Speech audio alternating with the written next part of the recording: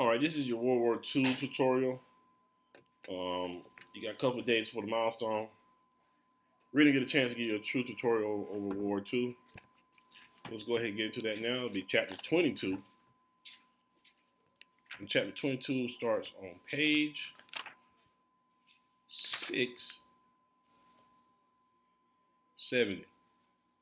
So, first thing we're looking at here is standard 19, as you can see here. Pre-World War II. You got the Neutrality Act, and then you got the Lend-Lease Act, shoot on sight, attack on Pearl Harbor. Now I told you chapter 22, that is wrong. It is chapter 24. Chapter 24. World War looms. Okay. Now, you should have did section 1 for your homework on Friday night, talking about the faces of totalitarianism. Those faces are Benito Mussolini, Hitler, and Joseph Stalin. Then we'll move on over to, we are going to be in section 4. America moved towards war. And you're going to have the Axis threat. And the Axis power is made up of Japan, Germany, and Italy. They are known as the Axis power. Now, during this whole time, America is going to want to remain neutral. We do our best to remain neutral before we get involved in World War II. At this time, it's more or less a conflict in Europe and a conflict in Asia. All right, Lend-Lease is on page 758 in your book. The Lend-Lease plan. By late 1940, however, Britain had no more cash to spend in the arsenal of democracy. Roosevelt tried to help by suggesting a new plan that he called a Lend-Lease policy. Under this plan, the president would lend or lease arms or other supplies to any country whose defense was vital to the United States. Roosevelt compared his plan to lending a garden hose to a neighbor whose house was on fire.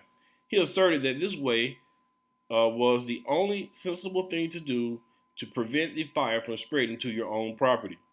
Isolationists argued bitterly against the plan, but most Americans favored it, and Congress passed the Lend-Lease Act in 1941. It's back in the time period when Congress actually used to pass laws. But 1941, the Lend-Lease Act. At this time, we were not wanting to get involved with what's going on in Europe. Germany had invaded Poland, they had invaded France. They were constantly bombing Great Britain every single night. So America felt that, Great Britain was on fire. And like he said, if your neighbor's house is on fire, are you going to lend them the water hose to put the fire out, or are you going to let the fire spread to your house? And the way Roosevelt saw this was, if Great Britain needs supplies, military equipment, military men, firepower, we were going to supply that to fight off Germany, because we did not want that fire to spread to our house, which was the United States of America. So this is how the Lend-Lease Act came about. Okay. And then you had this issue of shoot on sight. And this was very problematic for the United States. This was unrestricted submarine warfare by the Germans. And they did the same thing in World War I. They're doing it again with these submarines. The Germans were basically shooting anything they saw on sight out of the ocean. After a German submarine fired on the U.S. destroyer Greer in the Atlantic Ocean on September 4th, 1941, Roosevelt ordered Navy commanders to respond. When you see a rattlesnake poised to strike, the president explained, you crush him. Roosevelt ordered the Navy to shoot the German submarines on sight. So you see the Germans were out there pretty much sinking anything in the ocean.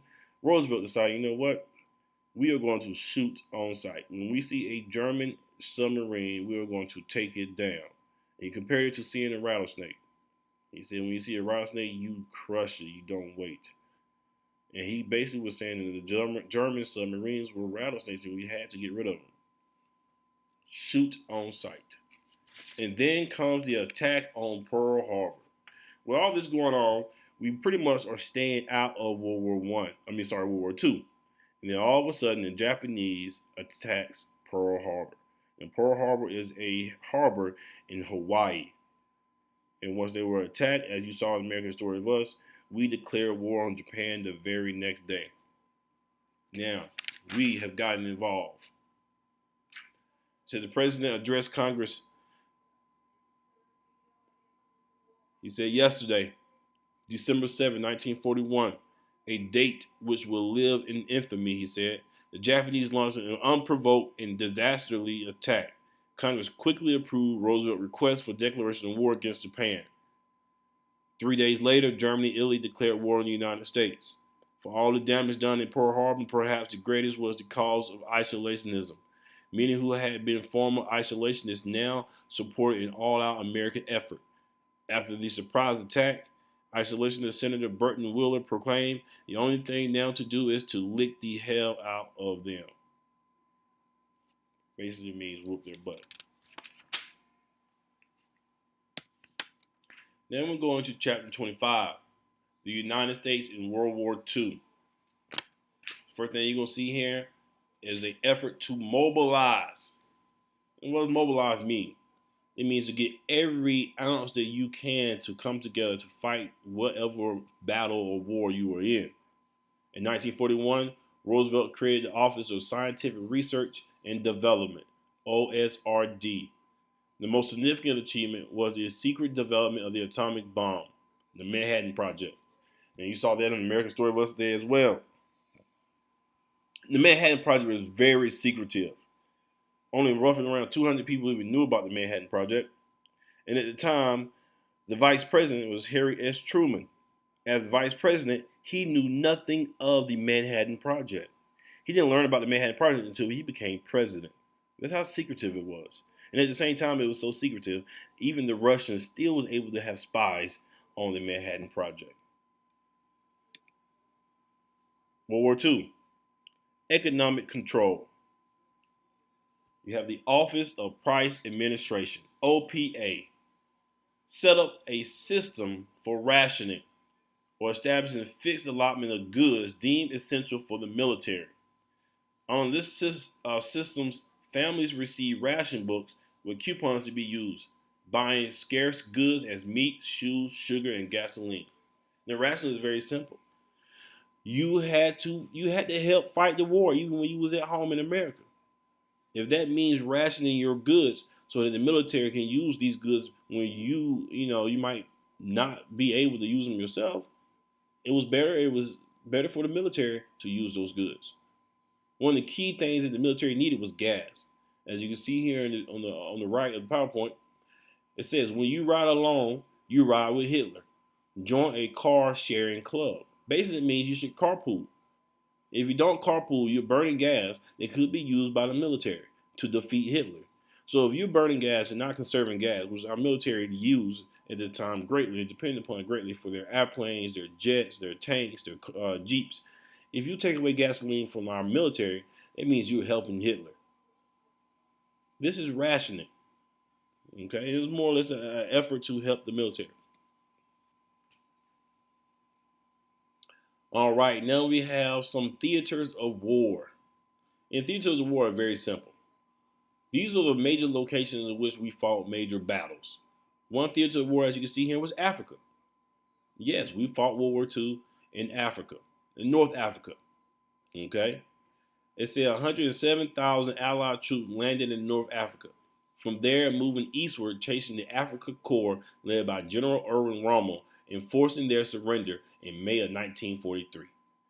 See, what happened was Italy decided to invade North Africa, Ethiopia to be exact. And we had to go down and defeat the Italians. And at the same time, the Italians were supported by Germany. General Erwin Rommel was one of those key figures that was fighting for the Germans in North Africa. And we had to go down and defeat them in Africa as well.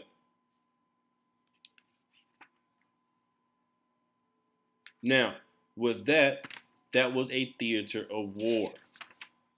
Something that we had to go and fight in battle. Okay?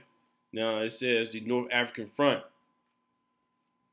In November 1942, some 107,000 Allied troops, the great majority of them Americans, landed in Casablanca, Oran, and Algiers in North Africa.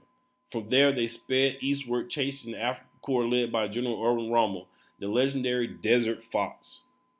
After months of heavy fighting, the last of the African Corps surrendered in May of 1943. British General Harold Alexander sent a message to Churchill reporting that all enemies' resistance had ceased. We are masters of North African shores. American war correspondent Ernie Powell caught the mood of the victorious troops. So that was one theater of war. Our next theater of war. Okay, now you see here's the map showing where we came into North Africa to defeat the Italians and the German troops. The next theater of war was in Europe. So right now we had two theaters of war, Africa and Europe. Now you saw this in the American Story of Us Today in class. It says, under the leadership of Dwight D. Eisenhower, the Allies gathered a force of nearly 3 million British, American, and Canadian troops to invade Europe. Now what you might not understand is Europe was under the complete control of Germany. Germany had invaded France and invaded everywhere else in Europe and pretty much controlled the entire continent of Europe. The only last stronghold was England, Great Britain. Great Britain being an island, it was kind of hard for Hitler to use his army to invade. He had to do it by air and by water. And Britain had one of the best navies at the time, so it was able to hold off the Germans. But they needed to invade Europe to defeat the Germans. And it took 3 million British, American, and Canadian troops to invade Europe. This operation was known as Operation Overlord, aka D-Day. D-Day was launched on June 6, 1944. Now with this, you must understand, you saw this in the video today, these were the beaches of Omaha, this was Normandy, this is the great American heroes that lived and died that day. D-Day. If you play Call of Duty like I did, yes, there was a stage on Call of Duty World at War where you had to invade Europe on the beaches of Normandy and Omaha. Now, they were also known as Operation Overlord, aka D-Day. And the last theater of war was the Pacific Ocean. And guess who we were fighting in the Pacific? That's right, the Japanese. All right, victory in Europe has occurred. Next is for the Allies to move to the Pacific. Now, victory in Europe was known as VE Day, victory in Europe, VE. Now it was time to move on to the other part of the Axis power that must be defeated. Hitler was now defeated. The Italians were now defeated. Well, we had now to take care of the Japanese. And the Japanese had, by this time, the Japanese had pretty much had a large empire that had engulfed the Philippines, Indonesia, parts of China, and Manchuria. The Japanese military was something devastating to Asia. Nobody could match them at this time in Asia. But after we defeated the Germans in Europe, it was now time to move to the last theater of war, which was the Pacific. In the first 6 months after Pearl Harbor, the Japanese conquered an empire that dwarfed Hitler's Third Reich. In the Philippines, 80,000 Americans and Filipino troops battled the Japanese for control, but found themselves losing, and President Roosevelt ordered General MacArthur to lead the Philippines. Now, like I told you, after the Spanish-American War, the United States took control of the Philippines, paid $20 million, and they ended up paying another $400 million to just put down the rebels who fought against the Americans. But the Philippine Islands were under the control of the United States. Well, around 1940, 1941, the Japanese thought, you know what, it should be an Asia for Asians, and wanted to kick out everybody who was not Asian, and include the American powers to be. And so they kicked us out. The Japanese went into the Philippines and kicked us out. And the man who was there defending the Philippines from the Japanese was a man by the name of General Douglas MacArthur. and they kicked him out as well. And when they kicked him out, he told them, I shall return. That's what he told the people that he left behind in the Philippines. I shall return. And he did. But first, one of the most important battles and the turning point of the battle of the theater of war in the Pacific was the Battle of the Midway Islands. The Midway Islands was a strategic island which lies northwest of Hawaii. The Midway Islands were under our control, but the Japanese were there. America had broken the Japanese code and knew that Midway was to be their next target. The Battle of Midway was the turning point in the Pacific War against Japan. Turning point. After we won at the Battle of the Midway, the Allies began something called island hopping. Island by island, they won territory back from the Japanese, pushing them back up into Japan. And this is when the atomic bomb comes into play and ends the war. We saw this as well in the American Story yesterday. The Manhattan Project leads to the atomic bomb, which was dropped on Hiroshima, and 3 days later, a second bomb was dropped on Nagasaki. By the end of the year, an estimated 200,000 people had died as a result of injuries and radiation poisoning caused by the atomic blast. The atomic bomb was devastating to Japan. Many people wonder, why did we use the atomic bomb? Many people said after island hopping that the Japanese were guaranteed to surrender. Why would Truman drop 2 atomic bombs? And many people argue that he did not want to lose American lives by invading Japan. So the easy way to end that without losing any more American lives was to use the atomic bomb on Nagasaki and Hiroshima. And from that point on, the United States has been the only country in the world to ever use an atomic bomb on another country. And in the process, we killed over 200,000 people. 200,000. Just to give you a little perspective, 9/11, just under 3,000 people died at 9/11. When we dropped the atomic bombs, we killed 200,000. Just to give you perspective. Here are a couple of photos showing the devastation of the atomic bomb, what it did to the people, what it did to the infrastructure of Japan. And the reason why we dropped 2, well, they didn't surrender after we dropped the first one. So apparently they feel like we need to drop another one to make them surrender. And we did. As you can see here, these are the effect the atomic bomb had on the buildings and infrastructure as well as a human being.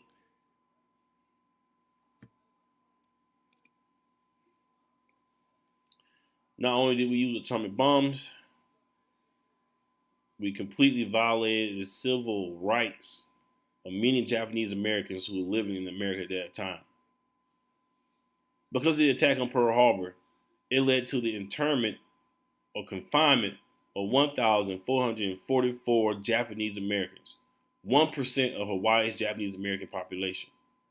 On February 19, 1942, President Roosevelt ordered the removal of people of Japanese ancestry from California and parts of Washington, Oregon, and Arizona. All was justified for national security. Here's another example of when the United States goes to war, we lose certain rights as American citizens. Now, these Japanese Americans were native-born American. Just so happened to be their ancestors were Japanese. Their only crime was being Japanese. They lost property. They lost money. And they lost their civil rights.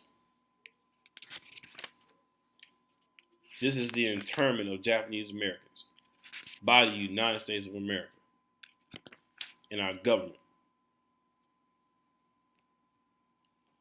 While Mexican Americans and African Americans struggled with racial tensions, the war produced tragic results for Japanese Americans. When the war began, 120,000 Japanese Americans lived in the United States. Most of them were citizens living on the West Coast. The surprise Japan attack on Pearl Harbor in Hawaii had stunned the nation. After the bombing, panic-stricken citizens feared that the Japanese would soon attack the United States.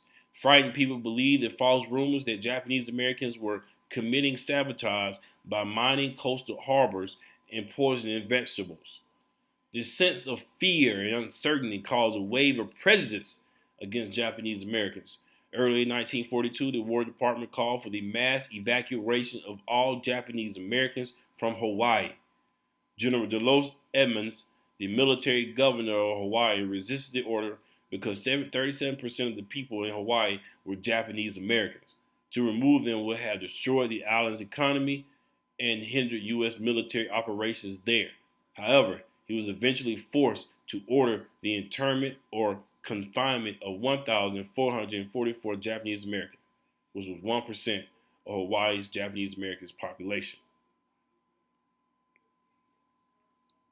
On February 19, 1942, President Roosevelt signed an order requiring the removal of people of Japanese ancestry from California and parts of Washington, Oregon, and Arizona. Based on strong recommendations from the military, he justified this step as necessary for national security. In the following weeks, the Army rounded up some 110,000 Japanese Americans and shipped them to 10 hastily constructed remote relocation centers, basically prisons for camps. About 2/3 were Nisees or Japanese people born in the country of parents who immigrated from Japan. Thousands of Nisees had already joined the army forces, and to Ted Nakashima, an architectural draftsman from Seattle, the evacuation seemed utterly senseless. Japanese Americans fought for justice, both in the courts and in Congress. The initial result was discouraging. In 1944, the Supreme Court decided in Korematsu versus United States that the government policy of evacuating Japanese Americans to camps was justified on the basis of military necessity. After the war, however, the Japanese American Citizens League pushed the government to compensate those sent to camps for their lost property. In 1965, Congress authorized the spending of $38 million for that purpose, less than a tenth of Japanese Americans' actual losses. The JACL did not give up on its quest for justice. In 1978, it called for the payment of reparations or restitution to each individual that suffered internment. A decade later, Congress passed and President Ronald Reagan signed a bill that promised $20,000 to every Japanese American sent to a relocation camp. When the checks were sent in 1990, a letter from President George Bush accompanied them, in which he stated, "We could never fully right the wrongs of the past, but we can take a clear stand for justice and recognize that serious injustices were done to Japanese Americans during World War II."